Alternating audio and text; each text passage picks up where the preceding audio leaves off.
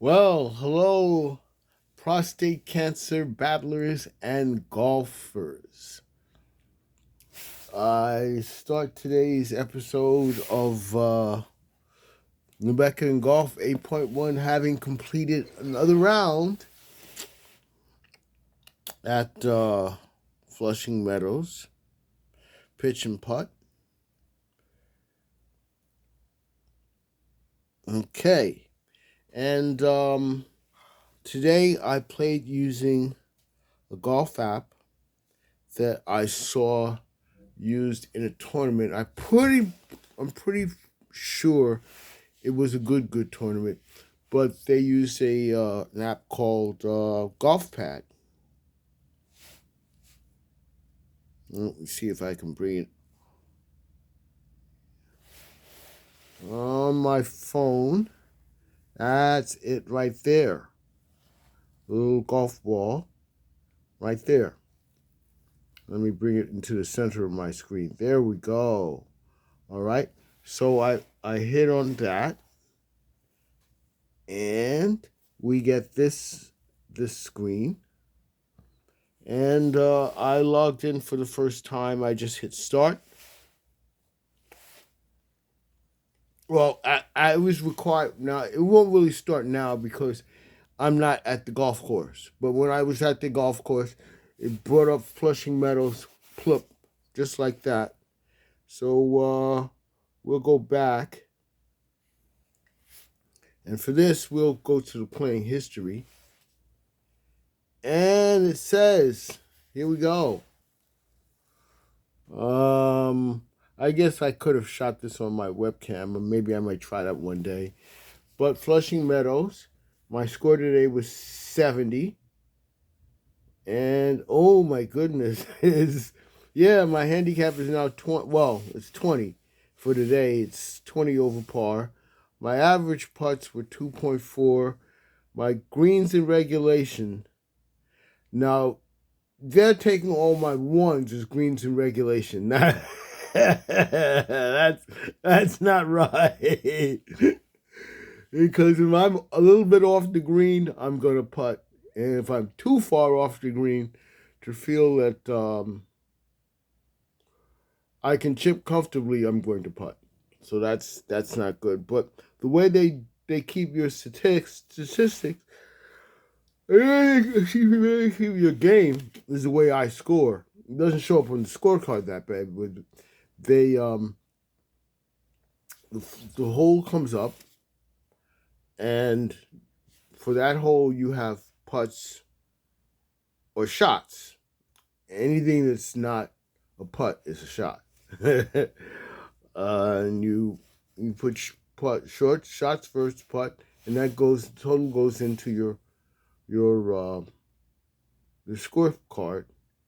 And at the end of the day, you can put that into the USGA and establish a handicap. That's what I will do. I should have done it for my first game, but I didn't think about it.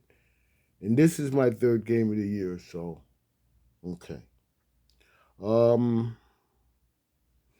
Now let me find my card, and I did pretty well. Like, I had a really wicked blow up on a hole, and that was it. I thought I was going to shoot a 60 something today, and it didn't quite turn out that way. Is this my card? Yes, it is. Yay! Okay, so I got a 5 on the. I switched out my 9 for a pitching wedge today, and you use the club that's going to help you keep your ball in play, fewer penalty strokes. So since I wound up near the fence in a lot of trouble with my 9 yesterday, it served me well the first couple of times, but it didn't work out yesterday. I went back to the pitching wedge, and I hit a pretty decent shot. It was a little bit short of the green, maybe 15, 20 yards. I'm not a great hitter, but it was pretty much in the center of the fairway, and it left me, well, it left me in a disaster. Oh no, not the first hole, not the first hole. That's the ninth hole I was thinking about. But I parred the second hole, then I got 5 on the third, and then we had our little medleys of 5 3s and 4s. 5 4 3 5 4 3. Excuse me, 5 3 5 4 3 5 4 3 4, which wound up to be a 36. So I said, well, maybe I got onto the back nine and I parred the first 3 holes, and I'm saying, oh boy, maybe I can shoot a 60 something today, right? I think it's 63. And then I blew up on the very tricky 13th hole. And the 14th is pretty simple, but I blew over it. And I made a mess with the fast greens and got a 9. So that pretty much blew up my day. I didn't feel too bad after the 13th hole because despite 3 pars on the first hole, on the first 3s of the back nine and the 6, I was shooting bogey golf. But after that 9, that all went out the window. And I pretty much hit the wall after that, a 4 and 5. I lost all of my get up and go. It's like the Flintstones episode I like to quote. It says, Fred, what happened to you got up and go? Fred asked Barney, I'm sorry. Fred asked Barney, what happened to you get up and go? Barney replied, it got up and went. So that's the way it went today. Oh, looks like I don't have too much space left on this phone. So,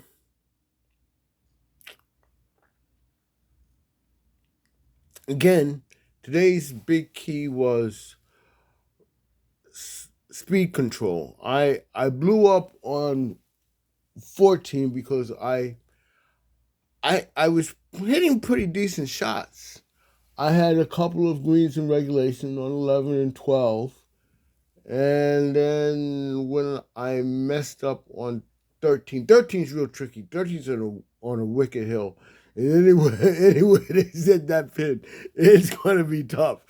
And I thought it was relatively easy because it was on the right side, but I missed to the right side. And then I was going to chip. And I chipped over it and only went a few feet, and then I putt. The putt wasn't bad, but the subsequent putts just led to a 6. And the 14th hole, what did I do?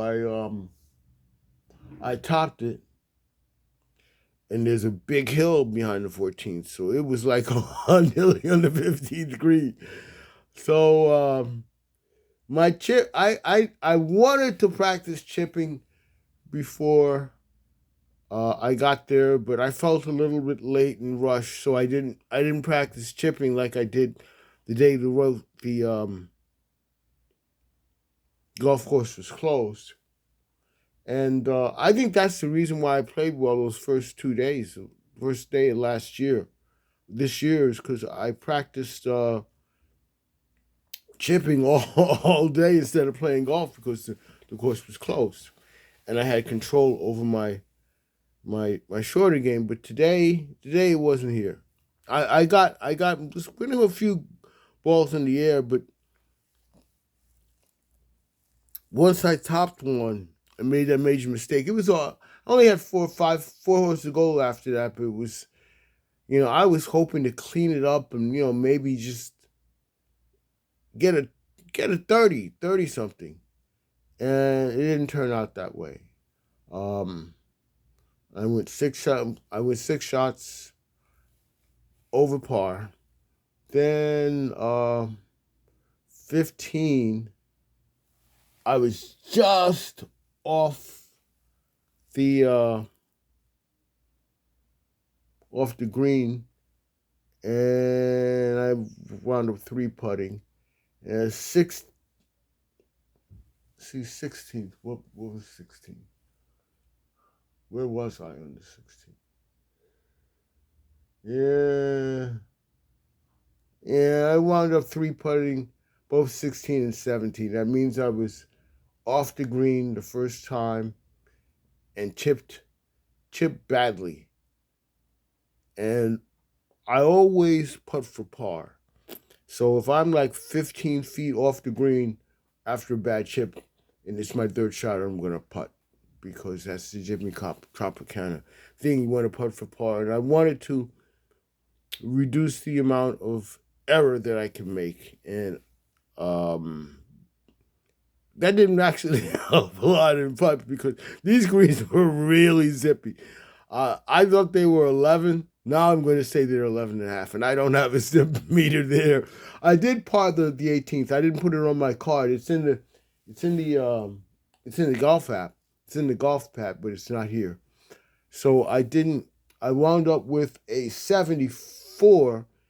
So generally the front is the tougher part, but today I fell apart on the back. But like I said, you respect your green speed, and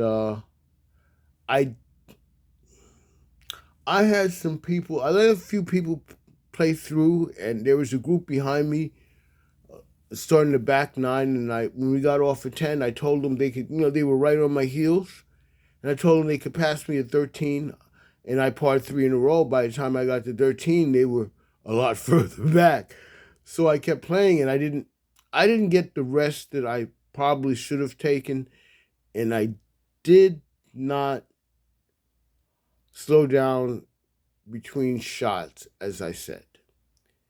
Decelerate, contemplate, relax, and execute. I missed a couple of shorter putts, but I had more confidence on a couple of putts today. That I made. What did I make? How many pars did I make?